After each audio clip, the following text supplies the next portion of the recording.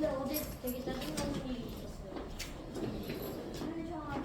짜증나는 일 또 예배 끝나고 한번 들어볼게. 유건아, 우리 저번 시간에 소돔과 고모라에서 그 멸망했던 롯의 철에 대해서 배우는 시간을 가졌어요. 그래서 우리가 정말 그 우리 중독된 것에서 끊어져서 하나님을 온전히 섬기는 것에 대해서 나눴습니다. 또 오늘은 아론의 두 아들의 이야기로 설교를 시작하려고 해요. 여러분, 아론에 대해서 들어본 사람 있어요? 아론 창경이 들어봤어요?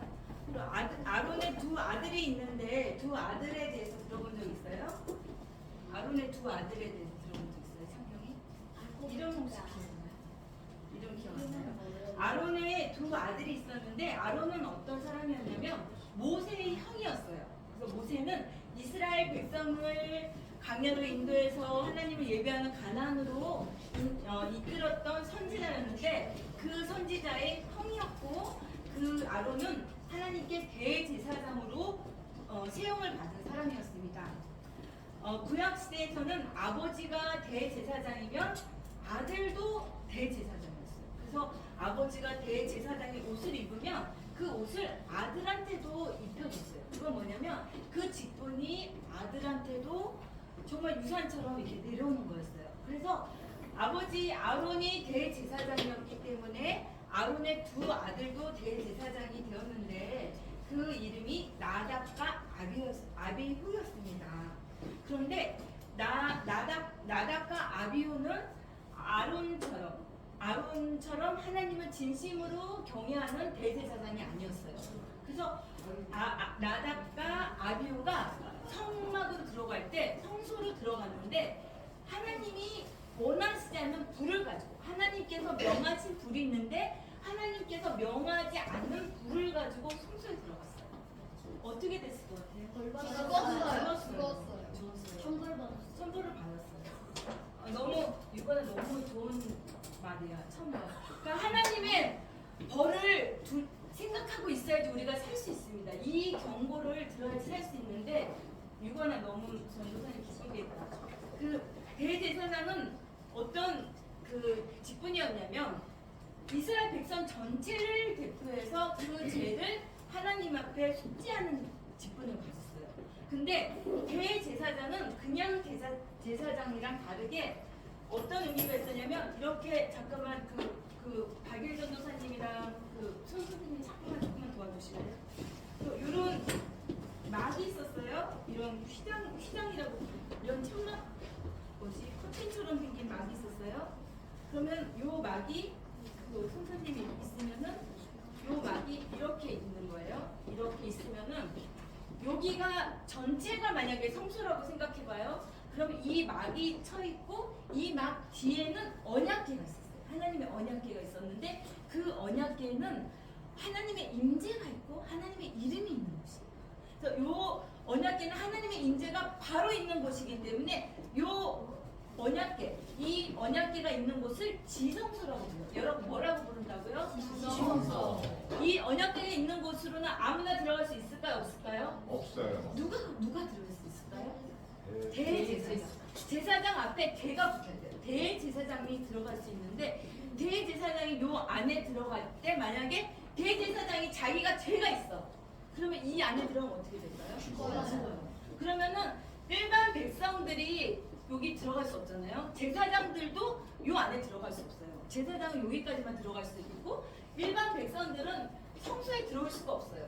요 성소 문 앞에서 자기 죄를 위해서 짐승을 갖고 와서 제사를 지냈고 그 제사를 지낸 거를 피를 뿌리고 나서 그 제사장들이 여기서 기본적인 죄를 다 회개하는 작업을 하고 대제사장은 어떤 일을 했냐면 1년에 한 번 대속죄일이 있었어요. 1년에 한 번 무슨 일이 있었다고요? 대속죄일. 네? 그 죄를 가지고 요 안에 들어서 하나님을 직접 만나서 회개하는 시간을 가졌어요. 그러면 대제사장이 자기가 준비되지 않고 죽었어요? 그러면 여기서 끌어낼 수가 없는 거예요. 그래서 어떻게 했냐면 이런 이거 시온이 그 자기 전도사님 그 대제사장이 박일 전도사님이 대제사장을 처음 해볼게요. 그러면 대제사장이 지성소에 들어갔다가 죽을 수가 있는 거예요. 죄를 회개하지 않고. 그러면 아무도 여기 들어갈 수가 없는 거예요. 그렇기 때문에 밑장에다가 이렇게 방울을 달았어요. 방울을 달고 그리고 여기 끈을 달아서 움직여봐요. 그래서 만약에 지성소에 들어갔는데 이 소리가 안 나. 그러면 대제사장이 회개를 제대로 안 해서 죽었구나 해서 이 끈을 가지고 끌어가지고 시체를 치웠어요. 그러니까 이렇게 죄라는 것은 어마어마하게 정말 무서운 것입니다. 이 죄를, 이 지성소에 있는 이 막이 있었잖아요. 자기 전도사님, 이 천막이 있었는데, 이 천막을 휘장이라고 부를게요. 언제 찢어졌는지 아는 사람. 찢어졌어요. 이거 아무나 못 들어가는 유건이. 기원인증. 아니요. 견뎌는 아니에요. 주한. 이사장에 나는 언젠가. 우리 성은이. 그게 맞나? 그 뭐야 저거? 딱 맞아요. 틀렸어요. 1979년 3월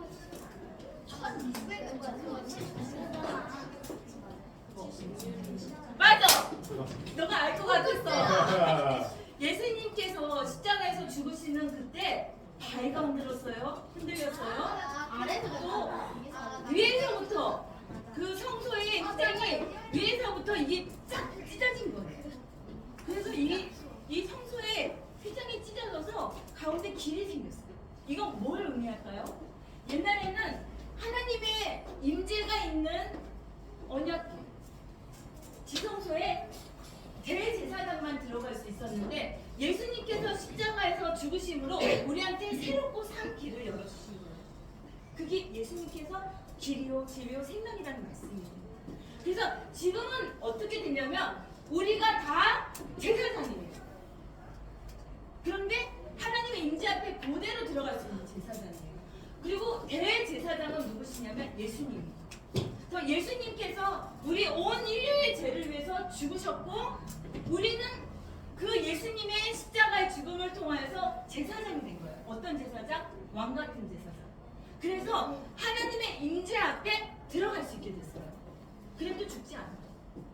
그렇지만 회개하지 않는 그 죄를 가지고 우리가 들어갈 때 그 죄는 우리는 반드시 심판을 받게 됩니다.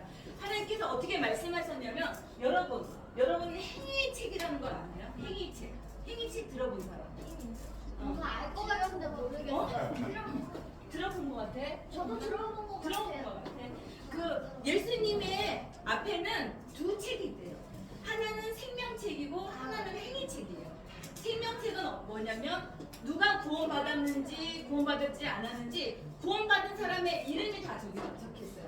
우리 오늘 새로운 친구 이름이 송은우, 송시우예요. 그러면은 생명책에 송은우, 송시우라는 책이 다 적혀있어요. 그리고 그 행위책에는 어떤 거가 적혀있냐면 송시우의 송은우의 모든 일생이 다 기록되어 있는 거예요. 그러면 그 중에서 죄도 있겠죠? 죄도 있고 나쁜 말 한 거, 나쁜 행동한 거가 다 행위책에 있어요. 그런데 우리가 회개하면 어떻게 되냐면 우리가 지은 죄가 그만큼이 없어지는 거예요. 그만큼이 다 지워지는 거예요. 깨끗하게. 얼마나 열심히 회개를 해야 되는지 몰라요. 그래서 전도사님은 회개를 어떤 마음을 하냐면 그 생명체도 어떻게 되냐면 막 온 인류가 있는데 천사들 앞에 또 성도들 앞에 그 행위책이 읽어지는 거예요. 이 사람이 몇 월 며칠에 어떻게 했고 이거가 다 온 천하 앞에 자기 죄가 고백돼요. 얼마나 부끄럽겠어요. 그래서 전도사님은 자기 전에 그 회개를 하는 마음이 그 행위책에 있는 내 죄를 깨끗이 지워야 되겠다. 내가 주님 앞에 갔을 때 부끄러움이 없이 점도 없이 흠도 없이 서야 되겠다는 마음으로 회개를 하거든요. 여러분도 정말 우리가 이렇게 얼마나 큰 은혜를 받았는지 정말 대제사장이 지성소에 들어갈 때 죄를 지면 죽을 수 있어서 다리에다 방울을 달고 또 잘못해서 회개를 온전하지 않게 해가지고 들어가면은 죽어가지고 즉사해가지고 끌어내야 되는 그 정말 하나님의 임재 앞에 우리가 서 있는 거예요. 이 시간입니다. 여러분, 이 시간이 바로 하나님이 계시는 시간이에요. 이 계시는 이 시간에 우리가 풍선을 불고 장난을 치고 떠들고 그러면은 하나님의 정말 진노를 우리가 모두 사게 되는 거예요. 그래서 이 시간은 정말 너무나 귀한 예배의 시간이고 이 시간에 여러분한테 천국에 들어가는 거예요. 이 시간에 뭐가 들어간다고 시연아? 천국. 이 천국은 어떠냐면 겨자씨보다 작대요. 겨자씨보다 여러분 깨소금 얼마큼 커요? 깨소금 조금해요. 조금하죠. 깨소금 그래 보이잖아요. 근데 겨자씨는 뭐냐면 그 깨소금을 몇 개를 또 잘라야 돼. 겨자씨 그렇게 작아. 보이지도 않고 요만한 씨야. 그런데 이 조그만 씨가 여러분의 마음밭에 뿌려지는 시간이 이 시간입니다. 그래서 이 정말 겨자씨보다 작은 이 씨앗이 정말 크게 자라서 나무가 돼서 새가 깃드는 것이 바로 구원이라고 성경에서는 설명합니다. 전도사님이 대학교 1학년 19살 때 예수님을 만나고 친구들이 120명 있었어요. 같은 과에서. 근데 예수님을 믿는 사람이 4명이었는데 전도사님이 이 구원을 알고 너무나 기쁘고 지옥이 너무나 무서워서 이 친구들한테 다 이거를 가르쳐 줘야지 전도사님이 하나님 앞에 깨끗한 양심이라고 생각이 들었어요. 그래서 4명 빼고 116명한테 얘기를 했어요. 하나 사랑하는 사람 다 나와가지고. 그래서 4명 빼고. 4명 빼고. 왜 4명 믿었거든? 근데 그 친구들이 얼마나 전도사님을 기겁을 했냐면 누구야 우리 전도 집회 가자 그러면은 그 친구가 응 가자 귀찮아가지고 가자 그러고 농구장에 도망갔어. 농구장에 도망가면 저는 너무 이제 순진해가지고 농구장에 간 거야. 누구야 오늘 우리 전도 집회 가기로 했잖아. 이렇게 전도사님이 진짜 완전히 그 친구들 사이에서 완전히 왕따도 아니고 뭐도 아니고 대박이었어요. 왕또라이였어요. 그랬는데 그리고 나서 전도사님이 너무 낙심됐어요. 저는 친구도 잃어버렸고 너무나 외로웠고 너무나 힘든 대학생이었어요. 근데 사람만 보면 전도를 해야 되는 말을 해야 되는 그런데 20년이 지났어요, 여러분. 20년이 지나서 친구들이 나를 얼마나 왕 따돌림을 했는지 그 동창회에 갈 용기가 안 났어요. 근데 20주년이라고 전도사님을 초대를 했어요. 근데 그때 나 진짜 왕 따였는데 진짜 지금 가서 어떻게 하지? 막 이래서 되게 쑥스럽겠다. 그리고 용기를 내서 갔어요. 근데 전도사님한테 어떤 일이 일어났냐면 친구들이 다 저한테 찾아오는 거예요. 준이야 나 집사 됐다. 나 교회 다닌다. 친구들이 다 찾아와가지고 전도사님한테 그렇게 얘기했을 때 전도사님 진짜 소름이 돋으면서 그 겨자씨처럼 요만큼 작은 씨앗이 우리 친구들한테 뿌려진 거예요. 그래서 한 교회에 전도사님 동창들이 7가정이 모여가지고 친정식 때 다 모여서 한 50명 넘게 예배를 드리고 그거가 19살 때 뿌렸던 씨앗이에요. 여러분이 이 시간에 예배 집중 안 하면 그 씨앗이 어떻게 되겠어요? 마귀가 잡아먹어요. 그래서 그 천국은 밭으로 비유됐는데 이 밭이 길가에 뿌려지면 뿌리는 동시에 어떻게 되는지 알아요? 마귀가 그 천국의 씨앗을 잡아먹는 거예요. 그렇기 때문에 전도사님이 예배 태도를 중요하게 생각하는 거예요. 여러분 이 시간에 나는 구원받을 믿음을 갖기 원한다는 사람 손 들어보세요. 나는 정말 구원받을 믿음이 있었으면 좋겠다. 그 사람 손 들어보시고 보시고 이 시간에 질서 있게 하겠습니다. 근데 나는 믿고 싶어. 근데 내가 믿음이 잘 안 돼. 그런 사람은 전도사님이 기도해 줄 거예요. 그래서 이 시간에 전도사 의사 하나만 이걸 할게요. 여기 한 사람씩 앉아서 나는